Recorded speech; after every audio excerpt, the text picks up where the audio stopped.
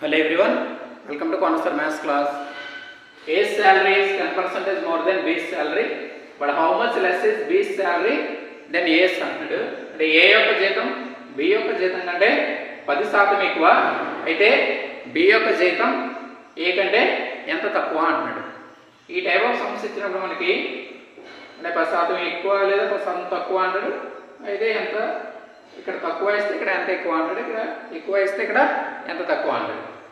ఇలాంటి సమస్యకి ఇచ్చినప్పుడు మనం అంటే 10% ఎక్కువ కాబట్టి 10% తక్కువ అని ఆప్షన్ పెట్టడానికి అవకాశం ఉంటుంది. అలా కాకుండా ఇటువంటి సమస్య ఏం చేయాలంటే బి యొక్క శాలరీ మనకు తెలియదు, దాన్ని 100 రూపీస్ అనుకుంటాం. అది ఏ బి కంటే 10% ఎక్కువ కాబట్టి ఏమవుతుందంటే 110 అవుతుంది, 110 రూపీస్ అవుతుంది. ఇప్పుడు ఎంత తక్కువ అని కంపారిజన్ చేసినప్పుడు బి కంటే ఏ కంటే బి ఎంత తక్కువ అన్నప్పుడు ఏం చేయాలంటే 100/110 వేస్తాం ఇంటూ 100 చేస్తాం. చేసినప్పుడు ఇక్కడ 0 క్యాన్సిల్ అవుతుంది. 10 × 100 అంటే 1000, 1000/11 అవుతుంది. దీన్ని మనం మిక్స్డ్ ఫ్రాక్షన్గా మార్చితే 90 10/11 అవుతుంది. ఇది 100 కంటే ఎంత తక్కువ ఉందో చూసుకుంటాం.